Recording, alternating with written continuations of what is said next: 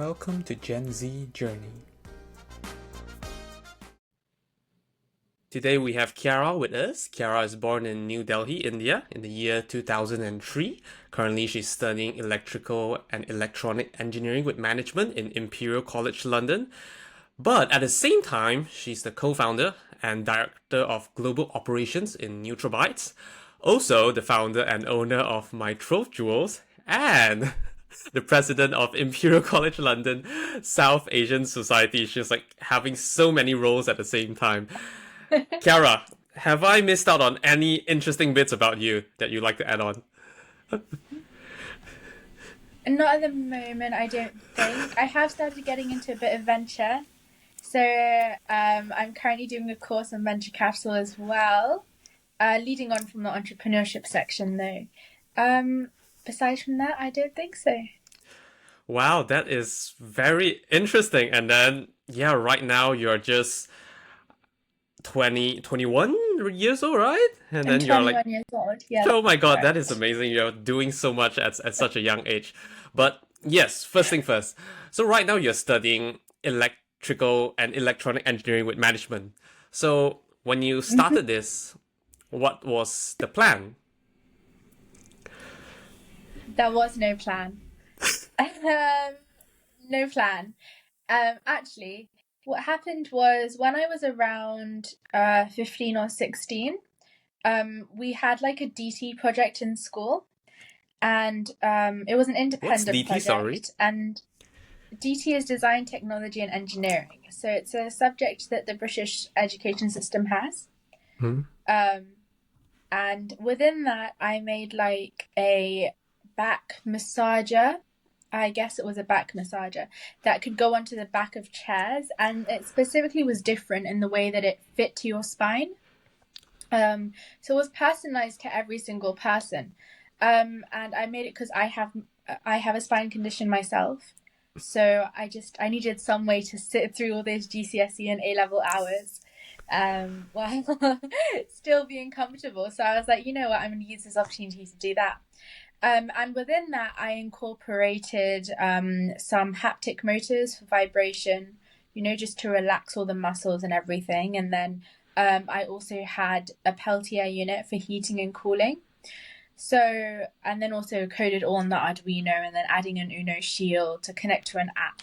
So because of that, I got really into electronics, and then I wanted to continue that through university. So that's the reason that I initially applied to electronic engineering. And then management came later on because I've been into entrepreneurship since I was 14. Like I've done my fair share of like little things, learning as much as I can, honestly. And management kind of tied into that and let me get formal experience and learning on that sector. I see. Interesting. So your entrepreneurship journey actually started way back when you're 14 years old. Can you tell us more about that? What's the Yeah. first the reason that got you into that? There is actually no reason. I used to run a sewing club in school with a friend, and then I was like to her one day, let's open an Etsy store and sell something. She was like, no, like it's never going to be successful. But that kind of fueled me even more to just do something, like I just wanted to prove that I could do something. And I was also really into it. I really enjoyed the concept of working for yourself and earning for yourself without having anyone else being like telling you what to do, if that makes sense. Hmm. So a little bit rebellious. So I just started selling online resources on different sites like that already existed.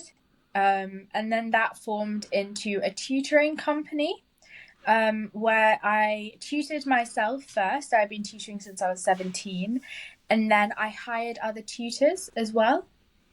So that's kind of where it all started. Yeah. Wow. Interesting. That is really cool. I like how you're just and when you started the tutoring company, you're 17, is it?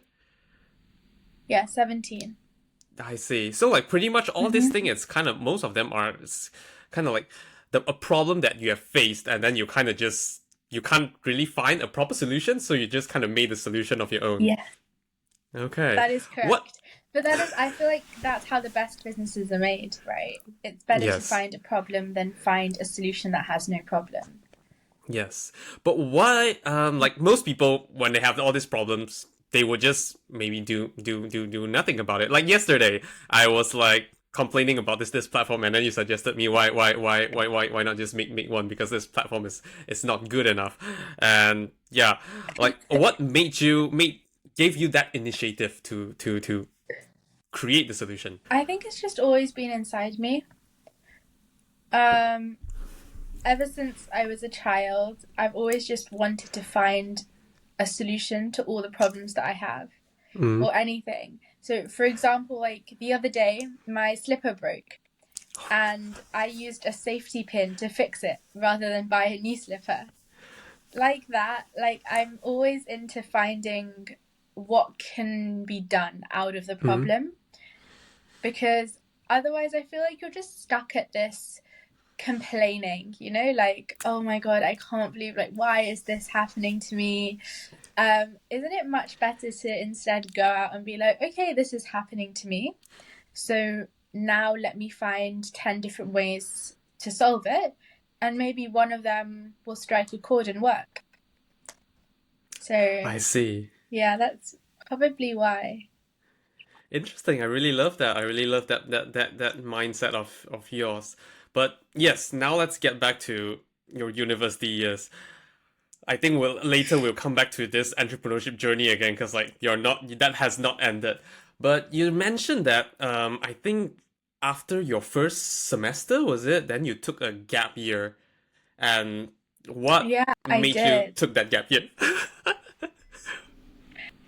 uh, I feel like throughout school you're on this like conveyor belt journey, as in you're always put into a box and you're like, it's like a checklist, like do this, then do that, then do the next thing, right? And then I did one term of university and I was like, I cannot do this anymore. I want to do a million other things, that I need a headspace and a place where I'm not surrounded by still being on this conveyor belt where you're just ticking boxes to get to the next stage, Hmm. you know? So that's why I took my gap year. And it led to probably the most life changing experiences that I've had. And it's changed me a lot as a person. It's made me a lot of a better person, because you also get a time to self reflect and actually understand yourself as you become an adult. Because before this, you're a child, you're still trying to discover the world and understand. And I'm not saying I'm not still. I think you do that your whole life. But I think when you're around 18, 19, you're at a point where you can actually start to comprehend what you're seeing and how you feel internally and how you feel about the world around you. So I think I would recommend anyone take a gap year, actually. Um, yeah, I it really changes totally you. I totally resonate with you. I took a gap year. I think during COVID, and I'm glad that I did that. I took the gap year, and then I ran my first business, and then I sold it a year later. Took an easy way out, and then right now I guess I'm taking a gap year in my adulthood as well. Like I resigned back in July, and but I think it's particularly this gap year that I felt what you felt during your gap year. I really find that having actually a reset in between your life is amazing, because sometimes when you're just stuck in the, like when I was working, you're stuck in the environment, all the people are just like you're what you're saying, conveyor belt, going through the checklist. You feel like if I don't complete the checklist, I am like lagging behind and all this. And then once I'm out of this Yeah. conveyor belt, I start realizing that, oh yeah, there is a lot more things in life that I forgot about. Like it's kind of like a good reset, kind of like checking up on myself, whether am I okay, like is my life on track and all this. Like I've done so many things in these few months, like joining different events, meeting different people, started therapy, yeah, and then like worked on my new different projects. I have this podcast, which now I'm talking to you on Mhm. it, and then I have like more projects that I'm gonna execute on as well. So I totally agree with you. Yeah, but what did you do Yeah, during your gap year? I did a lot of different things. So the first thing would be I made a game. I learned how to code. Um, yeah, I made a little video game, just an endless runner, on Unity, which was actually, I started the project with a group of people in year 12, but it never went anywhere. So I was like, you Hmm. know what, I'm just going to do it for myself now, because it's something I was interested in. What else did I do? I started journaling, started meditation. I started all of those different wellness habits and to actually understand myself. And they've changed a lot. They've changed me a lot. I also went to Nepal. So this is what we were talking about yesterday. Is Hmm. I went to live in rural Nepal for 3 months, and it was it was probably one of the best experiences, which is why I've been back again. Um, and it's a very different environment, extremely different. So I remember when I first landed in Kathmandu, I went with someone else from Imperial. Um, and we had no idea what we were doing, absolutely none. And then one day, we just decided, you know what, we're going to go. We've heard about this school, we're going to go there. And we did. It was like up in the mountains, so quite far, so 7 hours from Kathmandu. And the roads in Nepal are so bad, they're absolutely awful. Uh, so you're constantly bouncing up and down on these like seats. There was a goat inside. I remember the goat was Inside your crying, car? probably from no. This was like a bus. Okay, okay. It was yeah, yeah. The bus went the whole 7 hours. So the goat was like crying. It was one heck of a ride. I've never experienced anything like that before. And once you reach, there is no showers or anything like that. It's all done at a tap, which comes from the stream, which comes from the top of the mountain. And it's all cold, I believe. So yes, it's so cold. Oh, it's so cold. But it was okay at that time because it was the summer. Because I first went in June.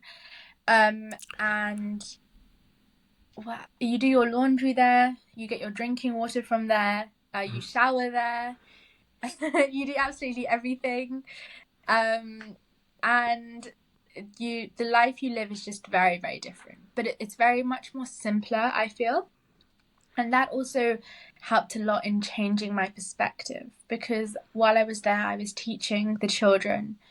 And despite having so much less than us, because I visited a lot of their houses as well, like I got close to them and the community, and I was like going to their houses for dinner, for tea, everything, which was also a lovely experience to be so accepted. Because I feel in Western society, at least from my experience, it's much more about individualism. So it's much more like each for themselves. There's none of that community feeling, which you get there, and that's such a positive because it makes you feel like you're part of something. And also, you, despite having and living in such circumstances that are less than what we would consider livable in a lot of cases, people have so much joy and happiness, and they also have so much willingness to just accept and be, which I feel like we, despite having so much, are always striving for the next level and the next and the next, and there's no stopping to it. So it was so lovely and so amazing, like, to be in that environment and learn. And every time I come back, I know that I've learned so much from them, and I've learned so much from those people and that community, and I'm still in contact with them, and I would 100% go back when the time is right. And I feel like a changed person. I feel a lot more calmer. Hmm. I feel a lot like none of these things that people are complaining about actually matter. It's like, and that also has helped me a lot in my life because I'm at a point now where I'm like, it doesn't matter. Everything will work out in the end. And even if it doesn't, then it's not meant to be. Like, that's I just the see. way it is. Yeah. Okay, I love that. I see. Well, really, I like that whole sharing, and then I like how you explain how life changing it is. Like, ye- wow. Would you recommend everyone to Hmm. do that? Yeah. I would. I would recommend you go to a place. Mm-hmm. If you live in this sort of society, I'd Mm-hmm. recommend, but you have to go in with the right mindset. You Mm-hmm. can't go in with the savior complex mindset, or like I'm trying to save those people, or I want to, like, I don't know, whatever. It's much better to go in with a mindset of just accepting that that's the way it is, Mm-hmm. and instead you can help in your little ways, but you don't have to change it.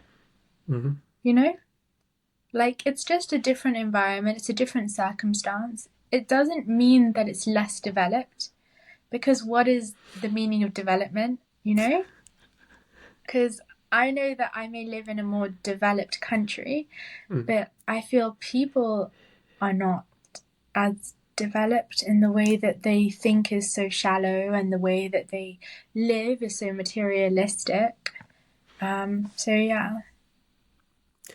That is absolutely amazing. Wow. What do you find yourself change the most coming back to this bustling society? um, I think it's more like most change, I think, is like I don't care as much anymore. Mm-hmm. I used to care so much, like, for example, in school, say, um, if I was walking by myself, or if I didn't have like friends around me, or if at that point in my life I was more focused on myself than others, right? Then I would feel like, oh my God, people are going to judge me, people are going to say this and that and whatever. But now I'm just like, if they're judging me, then they're wasting their time. Because how has my life got anything to do with them? And if they are thinking about me, good for them, no matter what it is and the way that they're thinking. So I think that's changed. Um, and I feel much more just sure in my goals and my beliefs. And also a strong, strong feeling inside me that I do not want to be stuck beyond in the conveyor belt, like I was talking about before, like in the work conveyor belt, always searching for the next promotion. And I'd rather, if I join a company, to take it as a learning experience. How much can I learn from it? And then go on to the next one, maybe in that same company, maybe on my own side. I just want to learn as much as I can and go through the whole process, because we only have one life. Being fulfilled and feeling like I am doing something that I actually want to from inside me, not just what I'm Mm-hmm. told I need to do. I Yeah. see. That is lovely. Thank you for sharing all that. Is like so. I think one of the core thing that you have said, that you don't want to be stuck on the conveyor belt. Is that the reason why you have like started multiple companies? Well, like I think one is during COVID, and then one is while you're studying in university. Is that right? Mm-hmm. Yeah, that's correct. Um, I think that maybe went into it a little bit, but it's also just this drive inside me that I want to do something for myself. And actually, my friend put this really nicely the other day, and he said Mm-hmm. that is as an engineer or as whatever, you can say, or as a bank or whatever, you can say how much money you make, right? You can easily say how much money you make or how much hours you put in, but can you say how many lives you've impacted?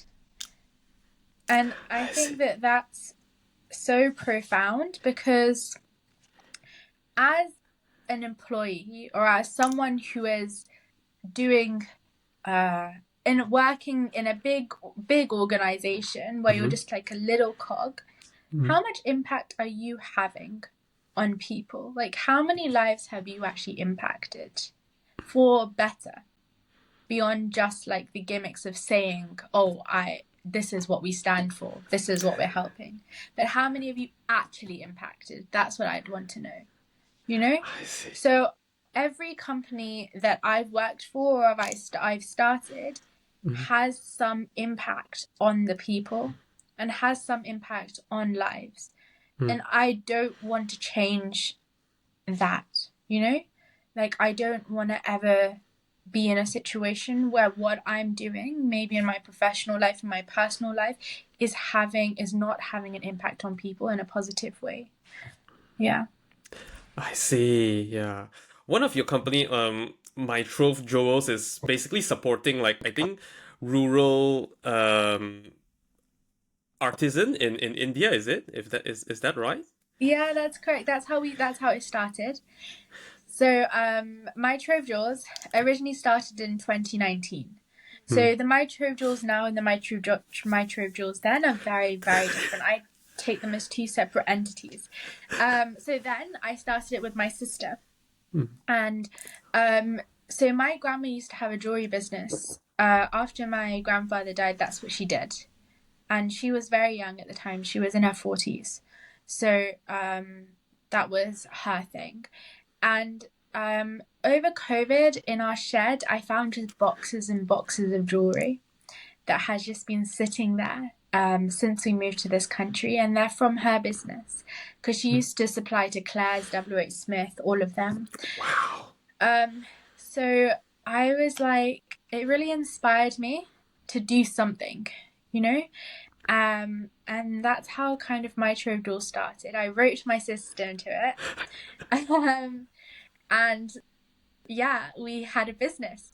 And what we did was during COVID time is we took different products from small artisans in Indian villages. Hmm. So through my grandma's old contacts, we recontacted them, and we took their handmade items and we sold them so that all profits were reinvested back into them, to support their craft, because COVID was a difficult time for them. You know, being cut off, not having their own website in a lot of cases because they don't have the technology to make it. So we become that intermediary source so that their art is still out there in the world. And we still have products from them. MyTrove Jewels now, established 2022, is very different to MyTrove Jewels then. So now my sister is currently studying her A levels, so she's very busy. So I've been running it with someone I met at university. So Amber and I have been running MyTrove Jewels for the last year and a half, approximately, and it's become a very different place. Now we do a lot of workshops, so we teach people how to make their own jewelry. We also do markets, and we have our website coming very soon. And right now, it's a lot about creating that genuine human connection. So creating connection between people, in a really like relaxed, chilled environment. So that's what our workshops do. They're a lovely space, and we've met the most amazing people as well. It's not just about, okay, we're going to teach you this right now. It's also about your wellness. And we remind that we do like a little meditation before workshops. Hmm. So it's a space to collaborate for wellness, for connection. And those are our main themes of what MyTrove Jewels means. Yeah. I see. Wow. Wow. Yeah. Thank you for sharing all that. Thank you for sharing. Like, I did not know that they are two separate thing. Yeah. Like, I think the one that I'm more familiar with is like the more recent one that I usually see on your social media and all that. Yeah. Yeah. But when you're Yeah. starting this, like, I think both of these company, was it easy? How was it? Maybe on like working together with, it's quite interesting because like both of them, you one of them you worked with your sister, which is like family, and then another one you work with your friend. So I'm interested to hear from both, like how was it working with different people, and then like on the financial side, how was it starting it up? Um, so, for the original one, my parents invested, I think, around like £50 into us and said, okay, now grow it, you know? Wow. Okay, Let's that see is what you quite a can do. challenge. Yeah. But we managed to make it work. We managed to make it work, you know? Like that was a lot, that was cottage industry. Hmm. The first version of MyTrove Jewels. It was much more just trying to get their art out there, which I think is a lovely concept. Still, I think is a lovely concept. But now so many other places have opened specifically for South Asian artisans. For example, if you want to check out the Local Nation, it's an amazing website. And one that's been growing so much in the last couple of years. So now with the pivot, I think that was that. Obviously, that was working with my sister. That was very different. That was a very, very different experience because it was during COVID. So we were confined in a small space, just us. So there was friction, definitely. But it was really nice because I think it connected us and bonded us. And while the time I was living at home after that, we can definitely see on both ends that we were best friends. Me and my sister were best friends. And probably because of that experience, you know? Like we stopped just being two people who were living in the same house, but we actually just became each other's support and network and best friend and everything. So yeah, I think it was really amazing for myself and my personal relationship, but also for the cause that we were doing. Now, MyTrove Jewels, now I run with Amber. So I live with Amber. So we're still stuck in a confined space with each other. But honestly, I think it's been amazing. As in, it's Amber and I would not have met if it wasn't for jewelry making. Hmm. So it's brought me someone who I would consider one of my best friends now, you know? And it's also let me do something that's creative and lets me have a break from studying and engineering. And lets me do something that I feel like it calms me, it's therapeutic. So yeah, that's what I would say. And I think it does the same for her as well. Because she really loves sorting things. Oh, So okay. she's there always sorting through everything, making sure that we have everything. It's been and the response has also been amazing. You know, we started in university, having stalls in university, workshops in university, and now we've grown. We've grown much outside university to London and having lots of different events around. We had our first influencer event a couple of weeks ago. So yeah, we've grown a lot, and hopefully we continue to do so. So yeah. Wow, wow, amazing. Congratulations on that. I never knew like how much it has grown right now, and it must be amazing having running your company in one of the largest cities in the world, and then like the like it must be a very different experience, and yeah, congratulations on that. Yeah, it Do you is. but Thank do you you. find it hard to kind of separate friendship and I don't know, like your relationship with Amber, like being a friend or like being a colleague, or do you just you don't separate it at all? We don't separate it. Mm. It's kind of, it comes together. Both of them are the same thing, you know? Like, sure, at some points, we can get so frustrated with each other and we're like, we need a break. We need a break because that there's no separation there. Mm. But I think the dynamic wouldn't work if there was separation and we created that, you Mm. know? So, like, while we're making jewelry, we'll still be bantering and having fun and maybe watching a movie or something. So there's no like separation. We just, whatever we do, it's about Trove and it's also about us. So, yeah. Wow, okay, amazing. Yeah, cool.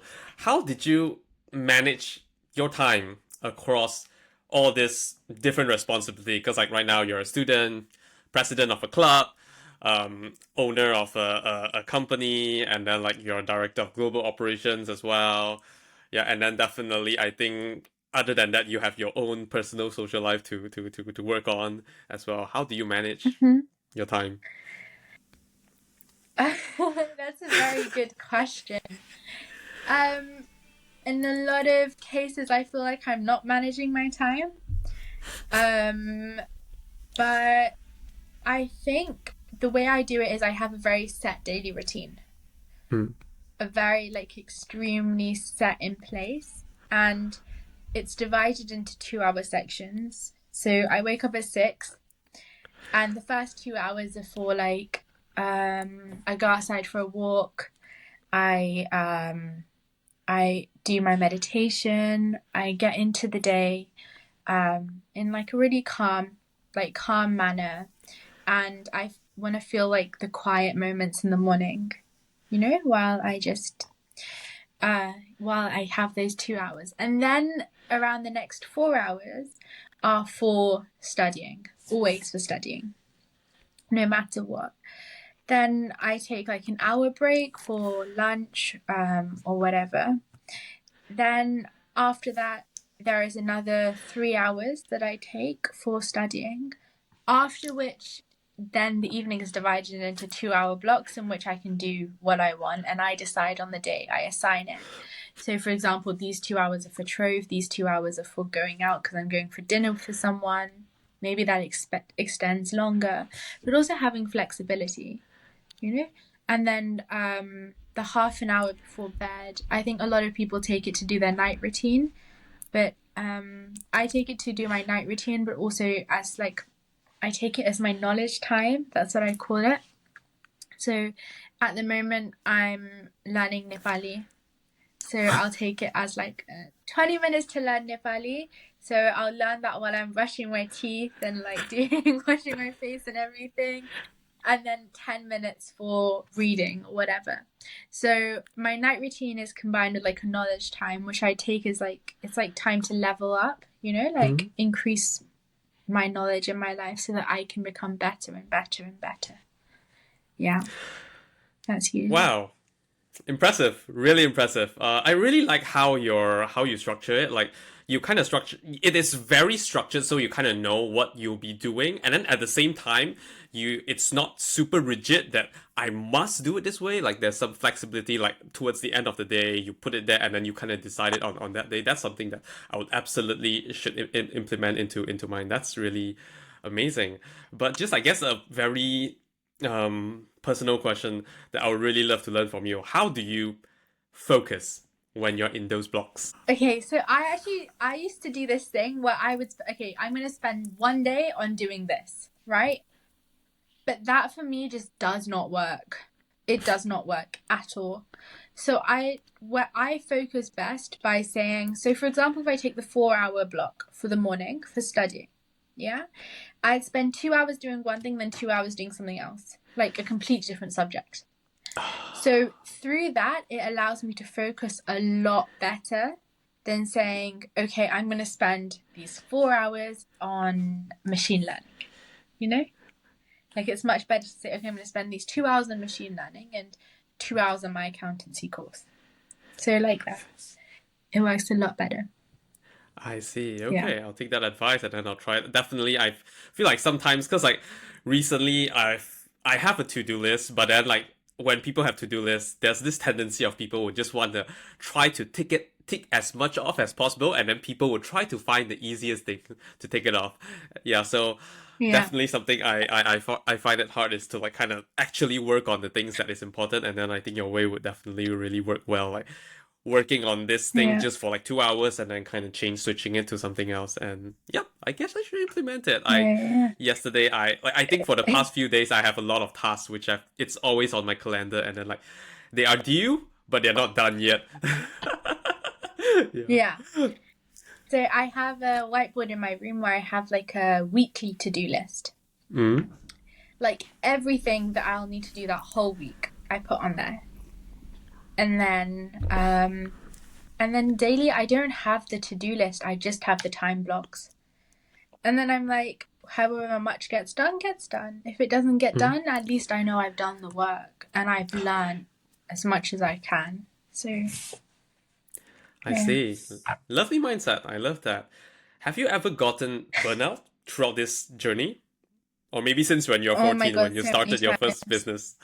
Okay. So many times. I feel like I'm constantly working in burnout.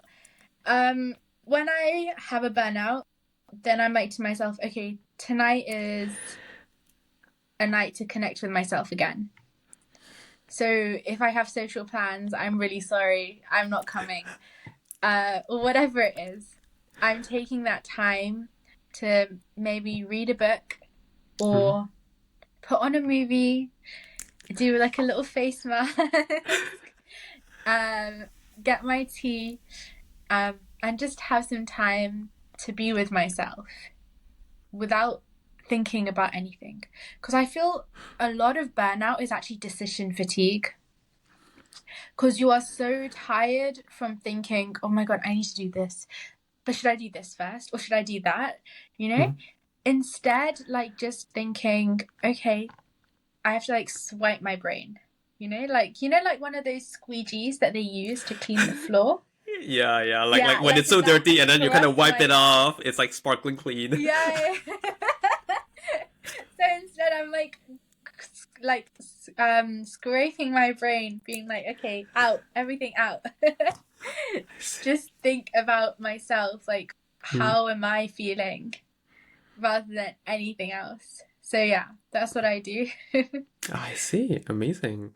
How do you notice when you burn out? Like for you, what is like the indicator? I just can't do it anymore. I just can't do it anymore. I see. That's what I feel.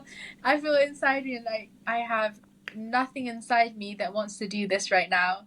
Mm. You know? Not even by telling myself, like, nothing is going to help. I need a break.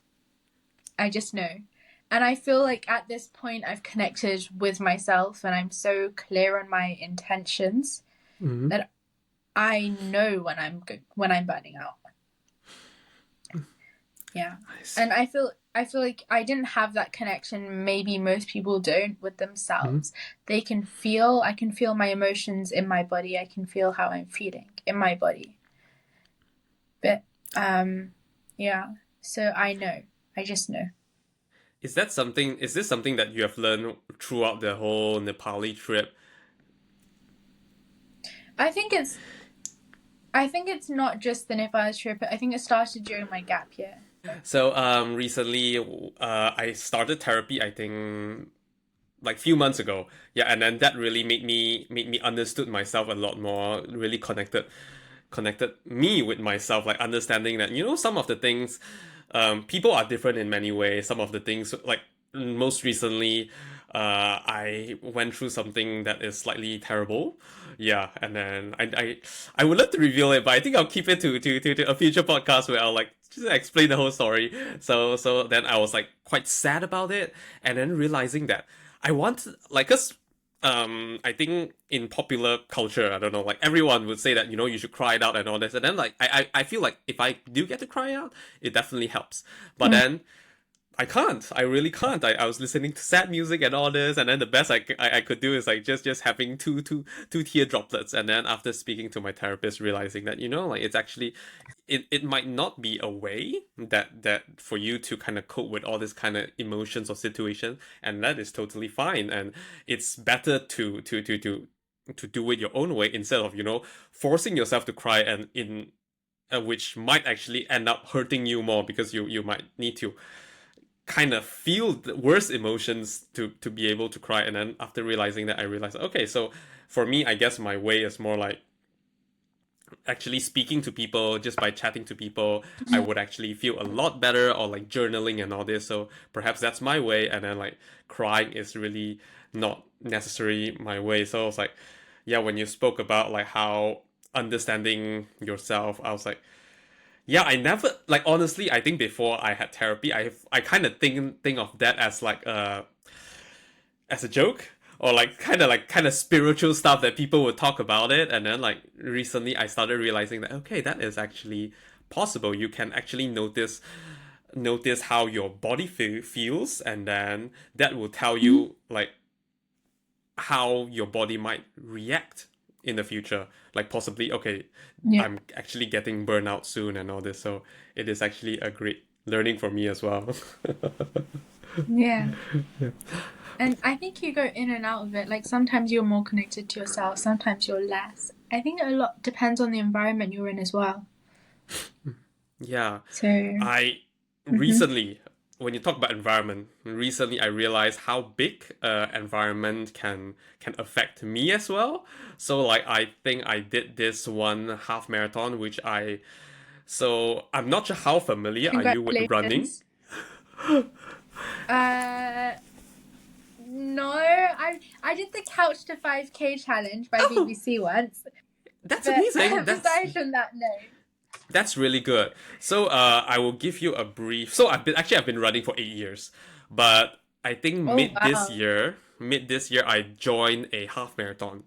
I joined a half marathon, and then my time was 1 hour and 34 minutes, which is my personal best. And then I was really happy about it. Well And then done. that route was amazing. It was all downhill, and I joined another one end of September, and then that route was actually a bit bad. There was like hills and all that, so I wasn't expecting myself to break a personal record. It was like it would be impossible. Like now I'm running a reverse route. How can I run faster than that? So I just went ahead with it and then just tried to have fun, uh, and I ended up running 7 minutes faster than the one that I Oh, did mid year, which like I was telling everyone that I'm just gonna try to run it under 1 hour 40 minutes. I was really being I'm not being humble at all. I'm just that's what I'm thinking. I'm just like, I'm just gonna enjoy it.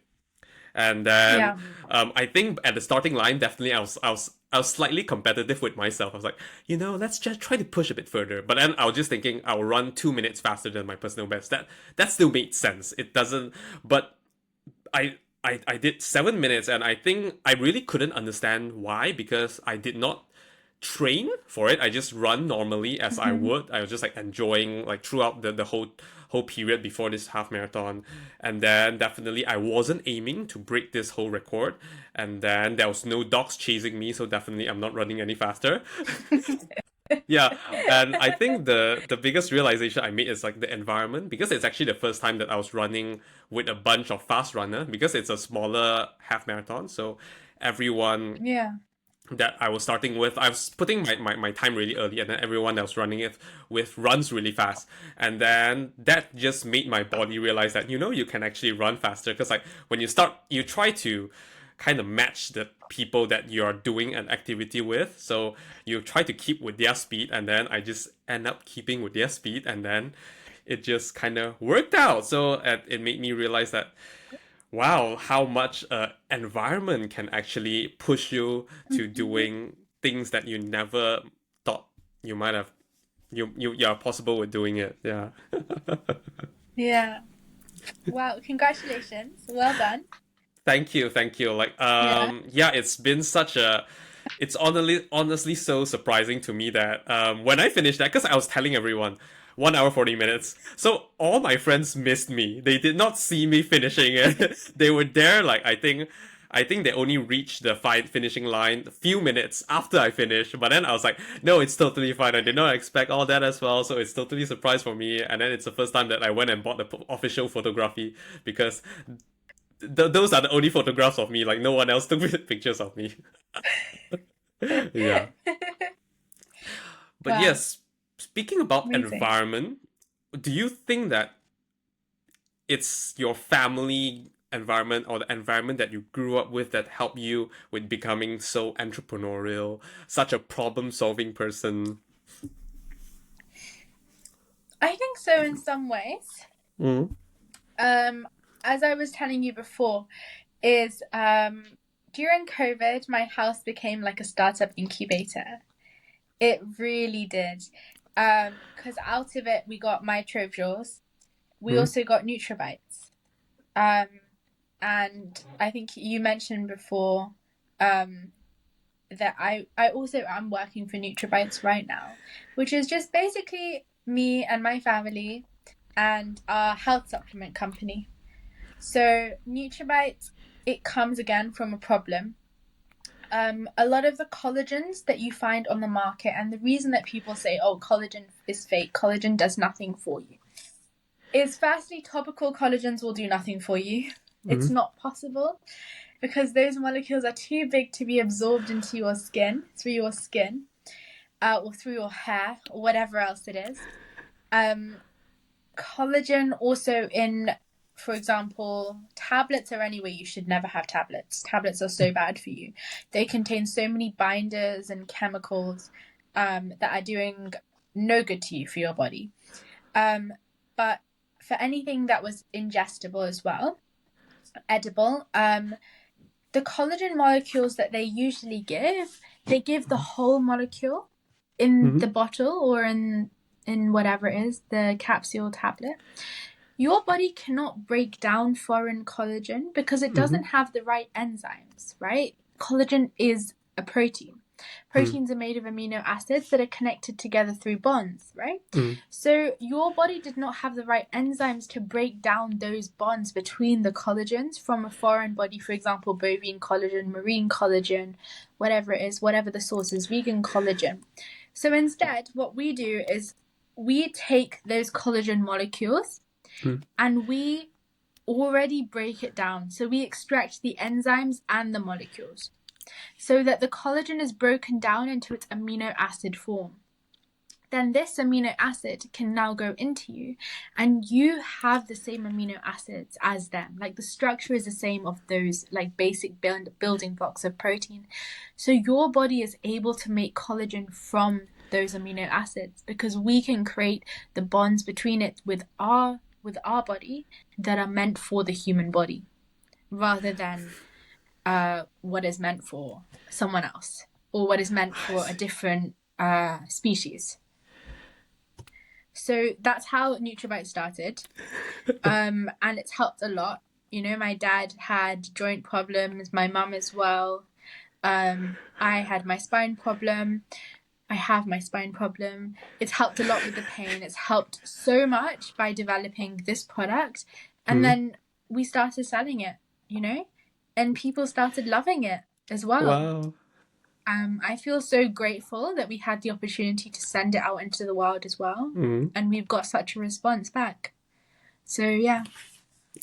That is amazing. That's wow. I see. So, what role does your family play during your whole your serial entrepreneur journey? Reminding me that I also need to study. That's their main role. From the beginning, are you spending more time on this or are you spending more time on your school or university? Like that. Obviously, you know, it's the mindset of the older generations. And it does have some benefits, you know, like learning as much as you can. University is also a safety net in case anything goes wrong. You have that degree being like, okay, I have a degree in electrical and electronic engineering. I know that knowledge is somewhere in my brain. So worst comes to worst, I can go and use that knowledge and get myself a job. Especially in such a high demand field. Yeah. So that's been their main role. Beyond that, also support, you know, like they've been so supportive of whatever I'm doing, always giving me advice, but not as much as only when I ask for it, because I always said it's yours, you know, it's yours to grow, you have to do it your way, and you have to learn from your mistakes, because you cannot learn something. You can learn something, but putting into practice is very different to learning it. So through these businesses, you put things into practice, but you have to make those mistakes to begin with. Even with your studies or the way you study, your method, that also goes through so much refinement through learning from your mistakes. So I think that's been their main role. reminding me that I need to have balance in my life. Mhm. But yeah, so but also motivation. That is amazing. I really like how like the role that your parents play. Like I think definitely when we talk about, I think initially when we talk about like yeah, reminding you to study, that definitely sounds very traditional Asian and all this. But I think I like the second way you frame it. I think the balancing part, that is actually very important. I think in everything, balancing is always the utmost important thing. But I also like how they don't just, spoon feed you. They would only come to you when you actually request for help and all that. That is really Hmm. really lovely. I love it.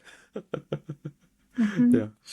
But yeah, do you find it hard to find your own people being so entrepreneurial?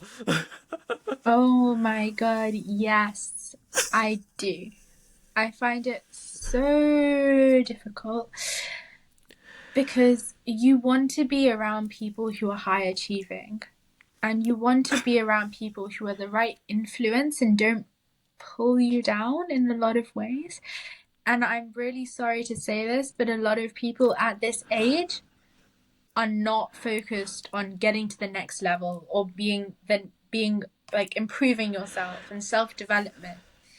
And I've been told a lot that I'm too philosophical, I'm too focused on myself, Mm, etc., etc.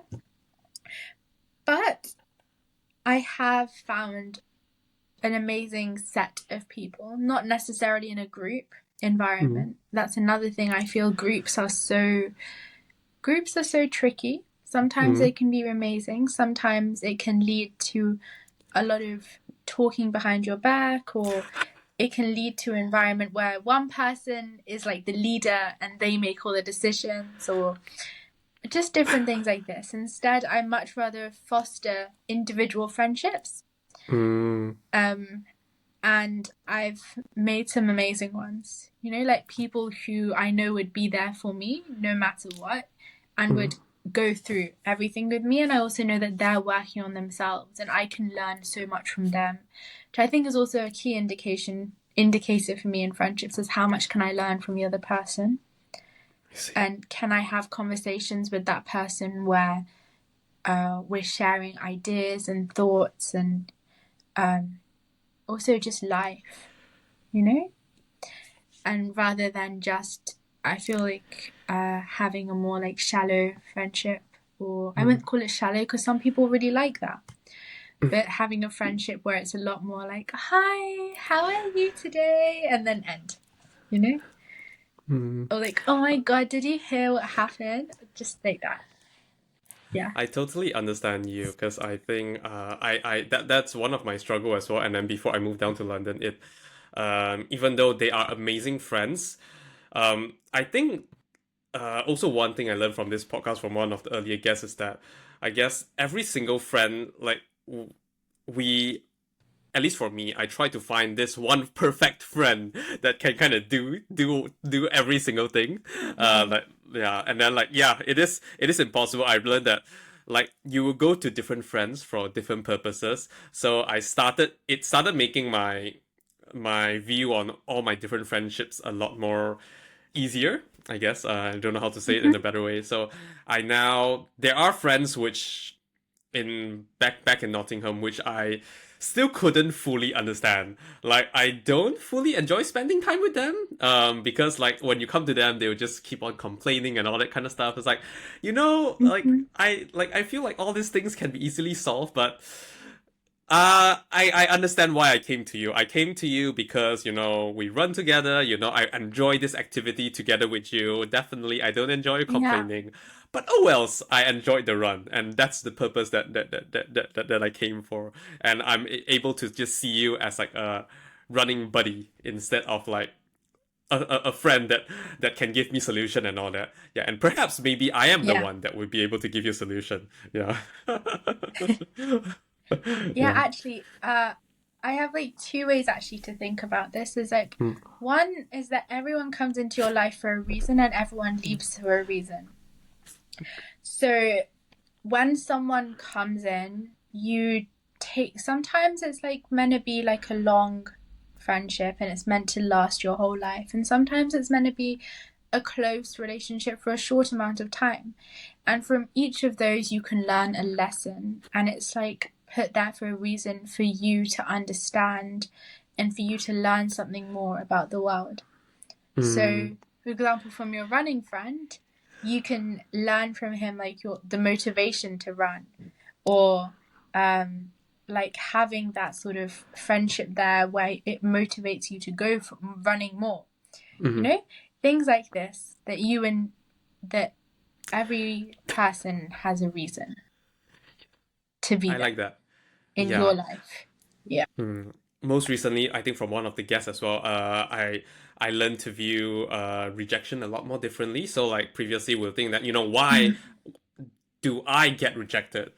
But now I can see that, maybe it's just not meant for me. It's like a redirection for me to look into something else. Yeah. So Yeah. yeah. It's like the filters, like in physics lessons we got the filters, like different light goes through different filters. And everyone's got a different filter on, like in their life. They've got a different filter. And some people are meant to see your light and some people aren't. That's just the way it is. Yes. Because maybe your frequency of light rays is not the one that goes through their filter, but it goes through someone else's filter. And so, yeah. Yeah, I think That's the way I think about it. Yeah, one thing, because I think coming from a more traditional Chinese family myself, one thing we were taught is to be perfect, and then we always strive to be perfection. We try to be correct, and all these years, I think perhaps actually this year I learned the most from this is that we don't have to be perfect. In fact, like failing might be better because sometimes doing things is not about finding the right thing, but it's about like the filtering out the things that are not right for you, and that might be a greater learning for you instead. Yeah, it's a really good way to think about it, to apply it. Yeah, but yeah, I think it might be a bit earlier for you. You're now 21 years old, but do you think that you have suffered quarter life crisis, or are you currently suffering it? Quarter life crisis, maybe not. Quarter life enlightenment, Okay, I I think, like is that. much I really better. love that. Tell me Yeah. more about that. I think that you get to a point, right? And I'm like, now I'm meant to find an internship. Okay, this is one thing. I'm meant to find an internship as part of my course for 6 months. And I'm thinking, how do I use the experience that I've gained till now to actually apply it to a job, like a job for a company? That's something, despite all my experience, I don't have. And because it is so, everything I've done is, on paper, it looks so varied. People can't fit me into a box. And it causes in a lot of cases, especially the bigger companies, to be like, okay, this girl doesn't fit into a box. I don't think she's right. I don't think she's the right fit. Especially with all like this higher view. They don't even like see you in person anymore. It's all just like facing Go a through your camera. CV, like it kind of shows like your CV is you, but in fact it's not. Yeah, it's not. That's very, very true. So just like that, I feel like I'm doubting myself in some ways, but then it makes me more strengthened to be on the path that I am, and being like, maybe I'm not meant to work for one of those massive companies where I feel like I'm being pushed. I am being pushed into it by traditional society, being like, that's the measure of success. That's how you show. Like, you can't work on a successful business right now. You don't have the skill set. You need to first learn the skill set through working for someone else. But then I think to myself, am I really going to learn the same skill set by working for someone else as you need in a startup? Because I feel like those are two very different environments. And in a big organization, you're learning processes. You're learning, okay, this is the set method of doing things. this is what we have to follow. Mm. Instead, I feel you should be in a startup or in an impactful venture. You need to be thinking, how do I like mix it up? How do I come up with as many ideas as possible and seeing what works? Like just throwing it out there. Like I was talking to you about before, is like, how do I get out of the building? Mm. Like, how do I see, does my product or my offering or my service, whatever it is, apply to my consumer, or does it help my consumer? Then I can develop upon it. Then I can work on it, rather than, okay, I'm going to go through all these testing phases and then I'm going to get to a product. Because I feel like that's what working with someone else teaches you. Unless it's a small dynamic team where you're constantly like innovating and finding new things. Mm. So it makes me think that, like, I'm getting to a point where I'm thinking, do I really want to be on that traditional career path? Or do I want this for myself that I've been working on, And even though on paper to other people it might show, oh my God, this girl has got like 10 different things, but none of them align with each other. Instead being like, oh my God, from this she learned this, from this she learned that. I went to a career fair recently, and I was talking to a lady who works for an investment company, and she asked, what degree do you do? I said, I do electronic engineering. And she was like, well, then that your degree has nothing to do with what we do. And I was like thinking, wait a second. I think my degree has a lot to do with what you're doing, because you can take so many skills from it, like problem solving, analytical thinking. You can take like the collaboration, the teamwork, innovation that you should be applying to your organization. But because those people are so set in their ways of what they are doing, they can't think outside of the box. Yes. So anyway, so to come back to your question, quarter life enlightenment. Yes, I am coming through a quarter life enlightenment of what the world is like and how I want my world to be. I see. And what I think can be different. Yeah. I really love that. That is amazing. Yeah, just now, so like after hearing your quarter life enlightenment, that is really amazing. And I really like what you have said, like how it kind of sounds wrong to say that, like, how rigid they are, like all these corporates and all this when you're applying to job, but they are actually. And because like I'm in the job searching process as well, so and then I love this question. I have this interview question which I love to ask the interviewer, and I really love it. It's basically at the end of the interview, I'll ask them like, what's the one thing that you're unsure about me after talking to me? And then from that, I'm able to get a quick feedback on like what they think I'm not good enough for the role itself.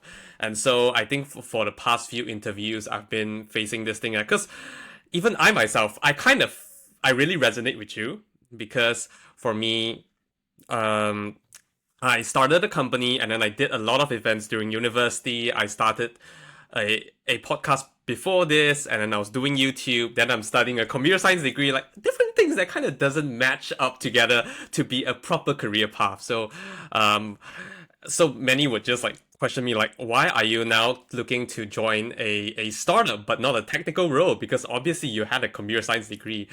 And I'll just say that I really enjoy entrepreneurship, but after speaking to so many of them that say that I don't have much commercial experience, I think 2 weeks ago, it suddenly just dawned to me that initially I was like reaching out to different founders, friends that I know, or like people, or like startup owners, and then I'll just ask them like, what's the best go-to-market resources? What's the best resource to learn sales? And then I realized, why not I just start a company and start selling things, and just to prove that I can sell. The worst case would be that I can't sell anything, and then I know how not to sell stuff, which is still a learning. And the best case would be that I started a whole company because I really know how to sell stuff, and then I wouldn't need to find a job again. So yeah, like that. This is basically the upcoming project that I'm working on. I'm just gonna start selling things and prove that I'm able to sell things. Yeah. I look forward to it. Thank you. Yeah, but I really love how you frame this whole thing. It's quarter life enlightenment. It's the first time I'm hearing it, and I really love it. And yeah, I hope that like A new whatever path that interview you go on, question. it will definitely work out for you. Yeah. So yeah, Thank perhaps you. perhaps it could be a new interview question for me as well. So Yeah. yeah, what do you But think I is do your? want to.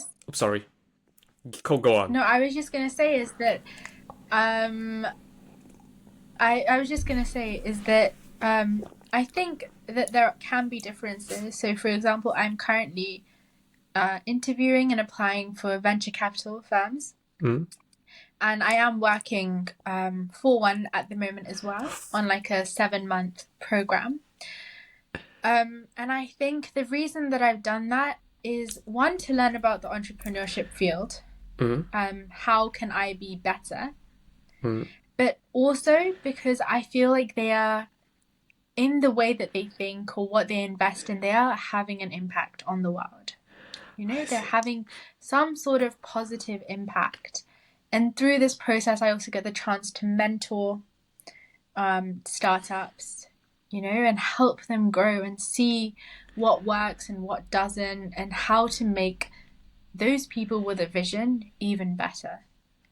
So I think that it does depend a lot, but I think it's one of those fields. It's one of the few fields where they actually welcome diverse experience into different things.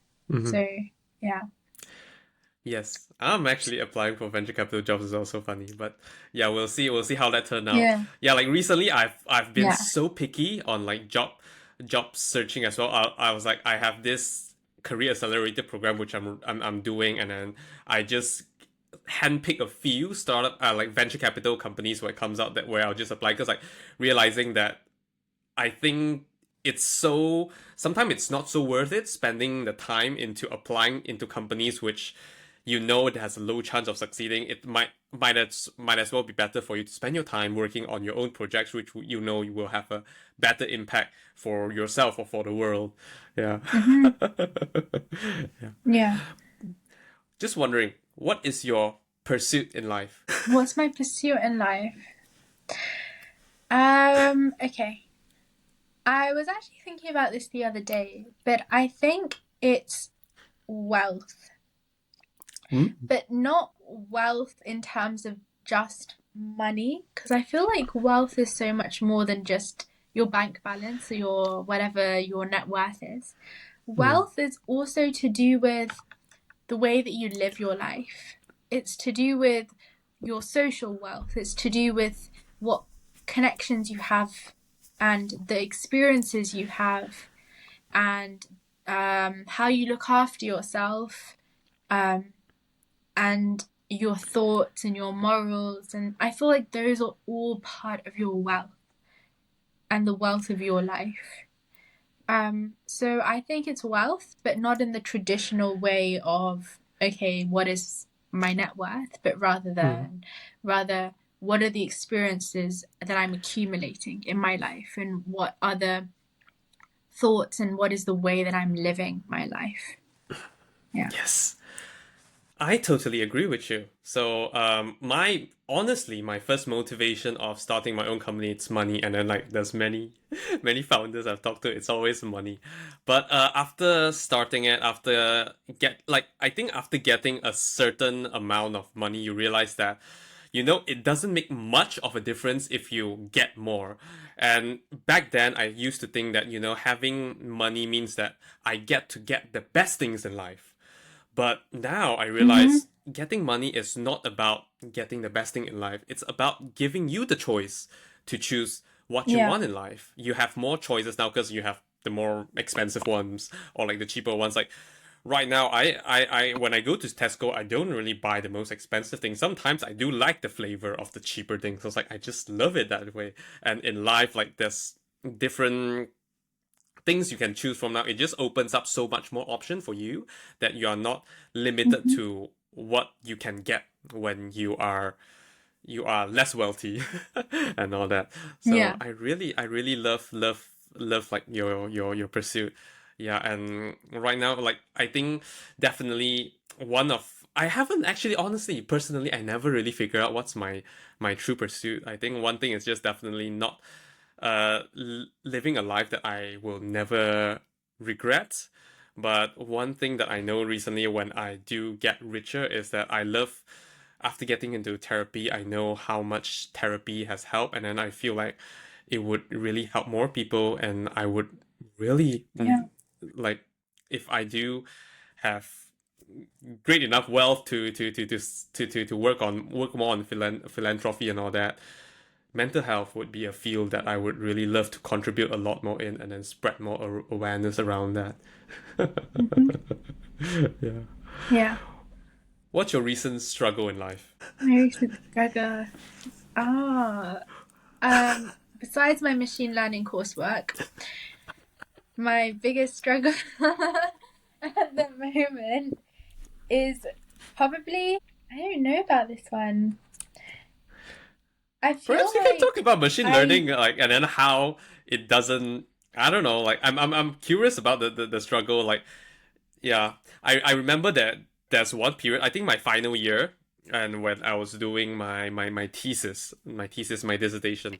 Yeah, I would say that's one of the biggest struggle. And then like, what made me realize from that is that I am. It's not that I'm not suitable to for doing dissertation, but I should have really chosen something that I truly liked instead of just doing it for the sake of doing it.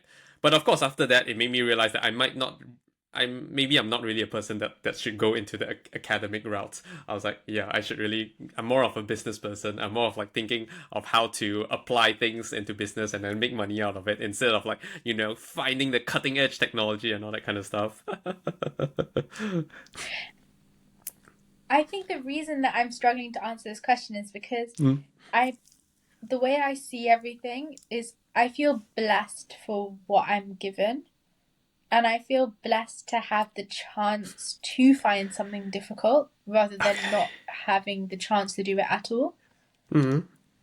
So, yes, there's difficulties. I say there's Mm-hmm. difficulties in terms of finding time to do everything, juggling all the different responsibilities because I might have three things going on in one night, um, or finding purpose in some coursework like machine learning. And not seeing and being finding difficulty in seeing the bigger picture. But through Mm-hmm. it all, I still feel very thankful and I feel very blessed and I feel very grateful that I have the opportunity to do it at all. Mm-hmm. So that's why I think it's not really a struggle, it's more just a temporary difficulty. I love that. Oh my god, I love how you Yeah. view it. Yeah, I guess I wish that I'll have this view one day. But I think one thing that I can really feel like your way is, I think, what's the biggest challenge. So like I saw this interview questions multiple times, like what's the biggest challenge you face and how did you overcome it. And honestly, right now, if you ask me, I know I have went through a lot of challenges, but if you ask me which one is the biggest challenge, I actually don't know. I feel like they just become so small, so unimportant after you have solved them, that you just don't measure it that way anymore. You're just like, yeah, I mean, I've already solved them, so they are not challenged to me anymore. If you ask me, I guess, and Mm-hmm. instead, how I usually answer them is that I would talk about what's the biggest thing I've learned, and because I think that's more important than how big of the challenge is. Yeah. So, yeah. Mm-hmm. Yeah, completely agree. Like every single challenge or difficulty or struggle that you have, it's just another learning opportunity, you know? So it's a positive at the end of the day. Mm. And everyone has the same amount of struggles, even if they show a picture perfect version on social media, like a highlight reel. Everyone has the same amount of difficulties. And and it builds character. Mm. It's a time to learn and build character more than anything. So it's a positive. I love that. Thank you for sharing that. But on the opposite end of the spectrum, what's the one thing that you really love about yourself? It doesn't have to be something big. It can be something small as well, as long as you I know. love about yourself. Um,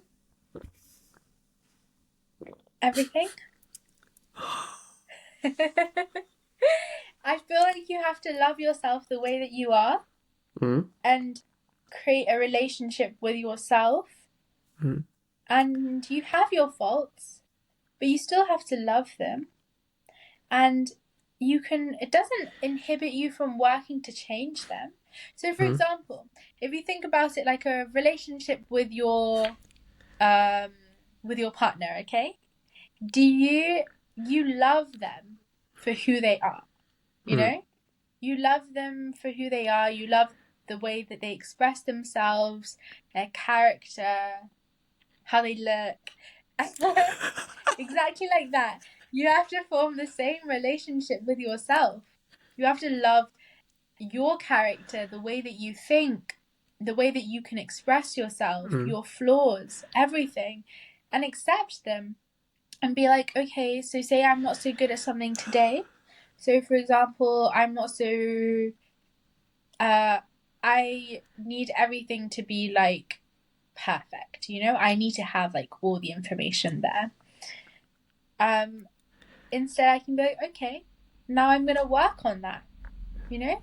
So I can still like love because that has benefits and that has negatives as well. And I can realize the situations where that can be applied and work on it in the other situations. So I think I can say I love everything. It's just that doesn't change from wanting like me wanting to develop upon it still. mm. Yeah. Okay. That is amazing. Lovely. I think the first time I've ever heard this answer. Every time when I speak to someone new, it's always a surprise, and then I really love this answer. Hopefully, no one tries to listen to this and then copies it for the upcoming episodes. Yeah, because I can really feel it genuine within you, and then really how much you appreciate yourself, which is amazing. Something that I think more people should learn to do it, and even myself. After hearing what you say, I was like, yeah, like when you love your partner for who they are, yeah, you should do it to yourself as well. Yeah. Hmm. But yeah, like right now we're coming close to the end of the podcast. So there's this one last question that I would love to ask. So what's the one question that I have not asked or have you not asked that you think everyone should ask? Mm. Oh, okay. I recently went on a meditation retreat Hmm? and someone asked me this question and it was such a new question but also something so familiar, which Hmm. was what do you do? And at this retreat, we weren't allowed to talk about our jobs or what we were doing in that part of our life. So, for example, me and my study, my university. And when she asked me, what do you do? It made me think much broader than that. It made me think, what do you do in life? You know? I feel like maybe that's another way to phrase it. What do you do in life? And it's so much more, you know? It's like, it's about the way that you live your life, it's the way that you see the world, it's the way Hmm.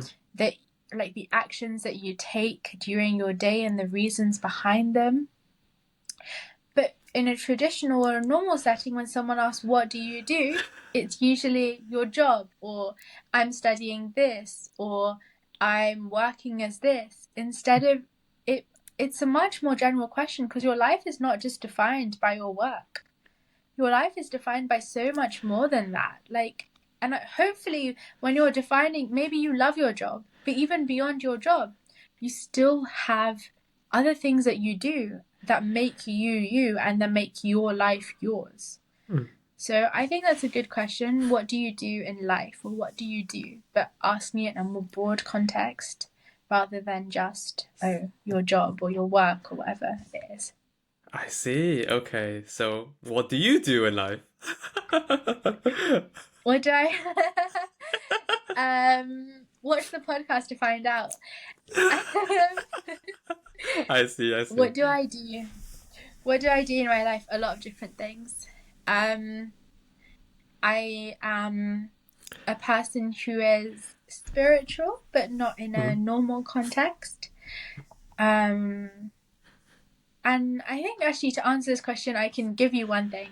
Is I have this saying. There's this saying that my grandfather used to say, and then my dad started saying, and then I've taken. And since the first time I've heard it, it's really stuck with me, and it's a saying in Hindi or Urdu, same, and it's basically like, well, in Hindi or Urdu, it's खुद ही को कर बुलंद इतना कि हर तकदीर से पहले खुदा बंदन से खुद पूछे बता तेरी रजा क्या है.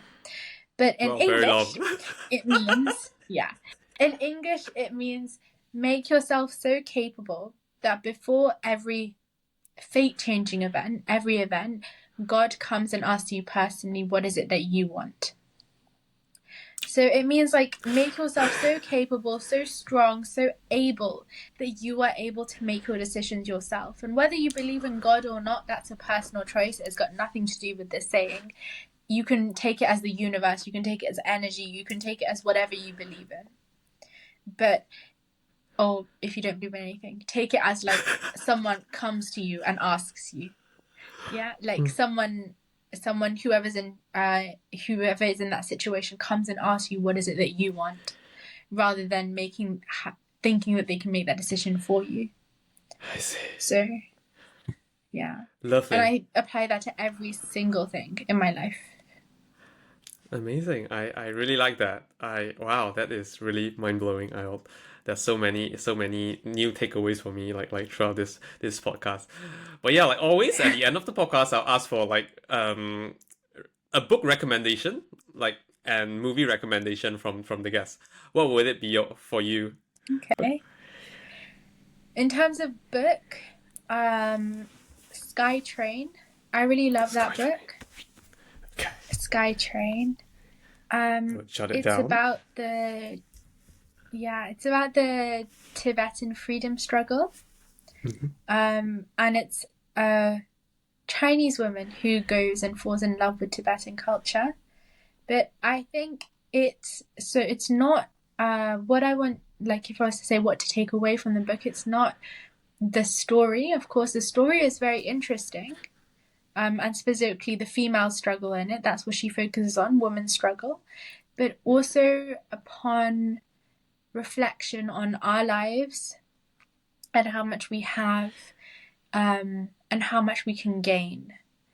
Because that's also so important. And also like just living your life freely.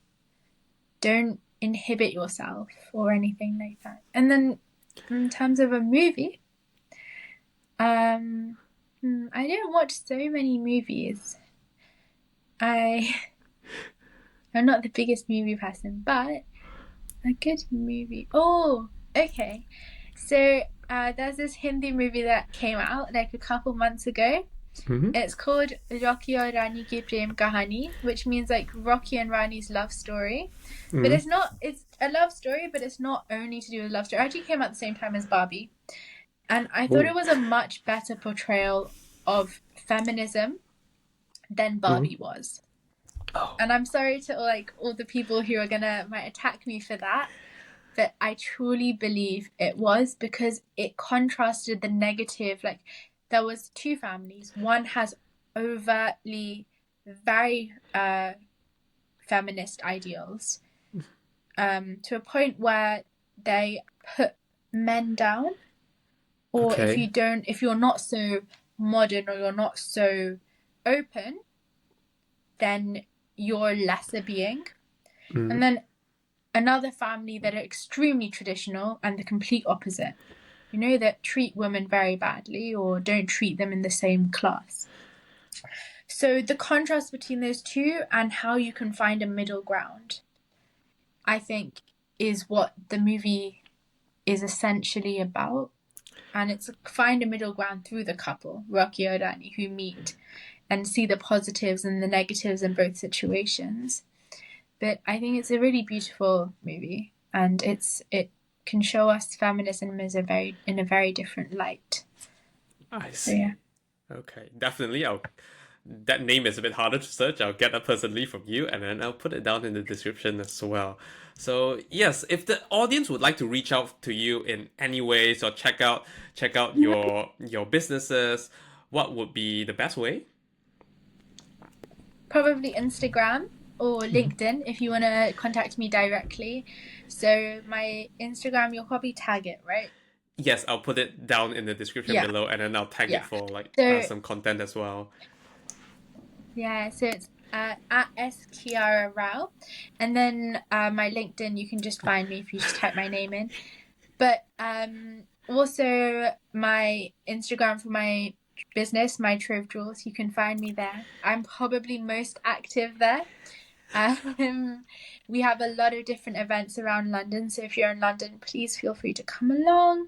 We have workshops, we have stalls, we have just different like meetups, we form like a community. It's like the Trove family, that's what we call it, because it's much more than just a jewelry brand. We're also a space to connect and form really meaningful, genuine connection. So yeah. Nice. Okay. That is amazing. Thank you, Kiara, for coming on today's podcast. I Thank really you. love our Thank you for conversation. having me. It's really so enlightening. I've had so much takeaway from you. So Really? yes. Okay, I'm grateful. I'm thankful. Yeah, especially wow, like I love how much you have achieved, and at such a young age I wonder how much more can you do when like as you are, I don't know, growing and all this. We'll see. Yes. All right. Thanks again. And same to you. I look forward to see what you do. If you enjoyed the podcast, I would really appreciate if you leave us a 5-star review and follow us on Spotify or Apple Podcasts, or if you're on YouTube, please like and subscribe. Thanks again for listening to Gen Z Journey. We'll see you again next week. Remember to subscribe to get notified as new episodes come out every Thursday, and please share this podcast to anyone you think would enjoy it. This is Andrew Kwan from Gen Z Journey.